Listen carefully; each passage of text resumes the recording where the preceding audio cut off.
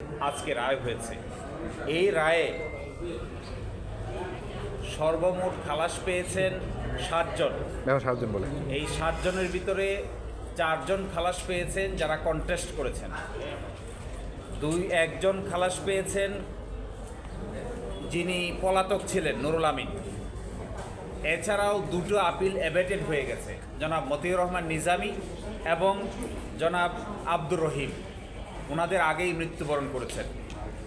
এরপরে বাকি 6 জনকে 10 বছরের সাজা দেওয়া হয়েছে। এই 7 জন আর এই 6 জন 13 জন, আর আরেকজন পরেশ বড়ুয়া যাকে যাবজ্জীবন সাজা দেওয়া হয়েছে। এই সব মিলিয়ে 14 জনের ভিতরে 7 জনকে খালাস দিয়েছেন, 6 জনকে 10 বছরের সাজা দিয়েছেন এবং একজনকে যাবজ্জীবন সাজা দিয়েছেন। এরই প্রেক্ষিতে এই মামলা আজকে নিষ্পত্তি হলো। এই মামলার মূল বিষয়বস্তু দাঁড়িয়েছিল যে আদালত দেখবে সঠিক ইনভেস্টিগেশন হয়েছে কিনা, প্রপার ব্যক্তির বিরুদ্ধে প্রপার চার্জ এবং সাক্ষ্য প্রমাণ হাজির করা হয়েছে কিনা। জনাব লুৎফুজ্জামান বাবরকেই মামলার প্রধান আসামি করা হয়েছিল দ্বিতীয় তদন্তের ভিত্তিতে। এই জনাব লুৎফুজ্জামান বাবরকেও আজকে খালাস দিয়েছেন এই কথা বলে যে তিনি রাজনৈতিক উদ্দেশ্যের ভিকটিম শিকার এবং তার বিরুদ্ধে সুনির্দিষ্ট কোনো তথ্য প্রমাণ কেউ হাজির করতে পারেনি। তার বিরুদ্ধে প্রথম অভিযোগ আনা হয়েছিল যে তিনি 5 জনকে প্রভাবিত করে মুক্তি দিয়ে দিয়েছিলেন।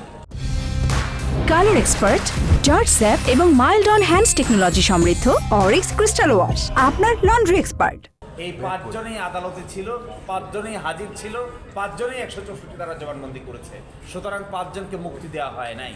আর দ্বিতীয় অভিযোগ আনা হয়েছিল যে তৎকালীন সরকারের আমলে একটি তদন্ত রিপোর্ট হয়েছিল, ওই তদন্ত রিপোর্ট নাকি লুৎফুজ্জামান বাবর সাহেব প্রভাবিত করেছিলেন। এই তদন্ত রিপোর্টের প্রধান যিনি ছিলেন তখনকার যিনি স্বরাষ্ট্র সচিব, তিনি আদালতে এসে সাক্ষী দিয়েছেন। যিনি সদস্য সচিব ছিলেন তদন্ত কমিটির, তিনিও এসে সাক্ষী দিয়েছেন, কিন্তু তারা সুনির্দিষ্ট কোনো অভিযোগ তার বিরুদ্ধে দিতে পারেননি। ফলে লুৎফুজ্জামান বাবরকে এই মামলা থেকে বেকসুর খালাস প্রদান করেছেন।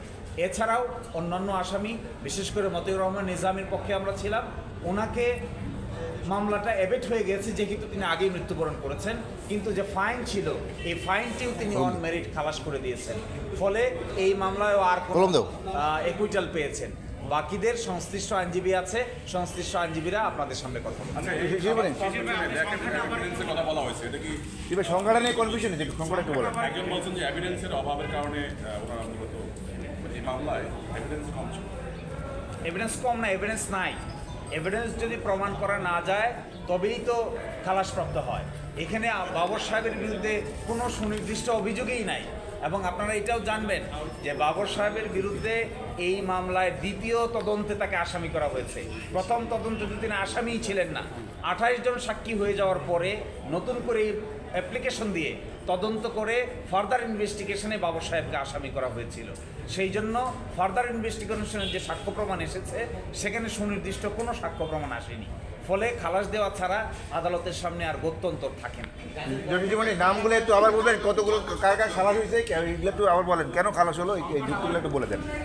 যে খালাস হয়েছেন লুৎফুজ্জামান বাবর, খালাস হয়েছেন রাজ্জাকুল হায়দার, খালাস হয়েছেন মহসিন তালুকদার এবং খালাস হয়েছেন AKM এনামুল হক।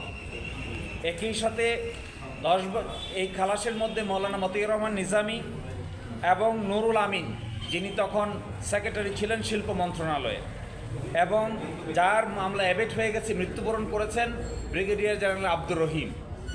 আর যাদেরকে 10 বছরের সাজা দেওয়া হয়েছে তারা হলেন আকবর, লিয়াকত, শাহাবুদ্দিন, হাফিজ, মঈনুদ্দিন, হাজি আব্দুস সোবান। তাদেরকে 10 বছরের সাজা দেওয়া হয়েছে এবং যাবজ্জীবন সাজা দেওয়া হয়েছে পরেশ বড়ুয়াকে। সম্ভবত পরেশ বড়ুয়া আগেই বন্দি বিনিময়ের চুক্তির অংশ হিসেবে বাংলাদেশ থেকে তাকে ভারতে নিয়ে যাওয়া হয়েছে।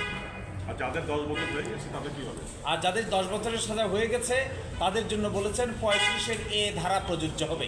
35-এর এ ধারা প্রযোজ্য হওয়ার অর্থ হলো তারা ট্রায়াল চলা অবস্থায় এযাবৎকাল যতদিন কাস্টডিতে ছিলেন এটি তাদের সাজার মেয়াদ থেকে বাদ যাবে। যদি বাদ যায় তাহলে 10 বছরের অধিক সময়, কারণ 2004 সালের ঘটনা, আজ পর্যন্ত তাদের কারাবাস হয়ে যায় প্রায় 20 বছর। ফলে এই রায় কমিউনিকেট হওয়ার পরে তারা যে 10 বছরের সাজা হয়েছে তাদের সকলকেই কারাগার থেকে মুক্তি দিয়ে দিতে হবে।